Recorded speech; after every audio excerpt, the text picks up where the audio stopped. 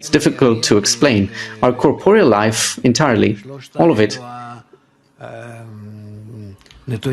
exists within those two things which limit us, namely time, space, and motion.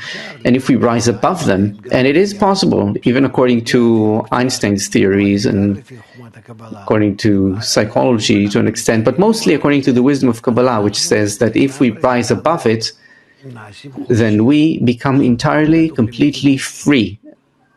What existed in Newton's physics, well, there they took these limitations as fact, as given. Einstein said, no, these restrictions, limitations are relative. Time, space, and motion, that is. And we can change them, alter them. Nature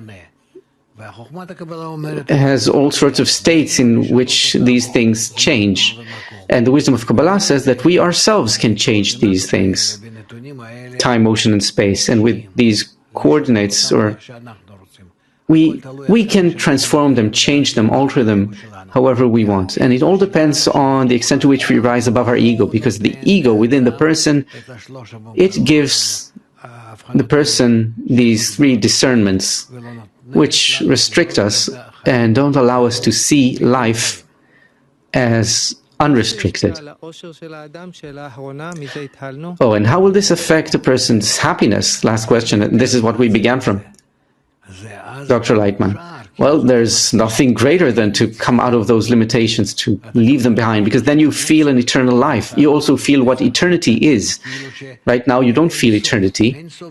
It's infinity, right? It's not just eternity, right? There's, if it's infinity, then there's a feeling of a certain finality, and that you avoid it, right, or something. But eternity, it's such where everything is constantly being renewed, the fulfillment and the lack following each other.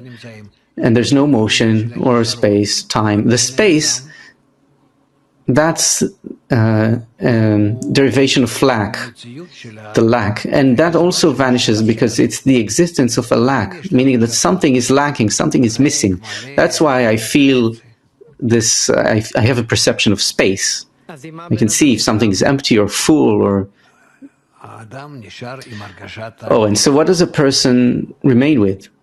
Dr. Lightman, he remains with a feeling of eternity.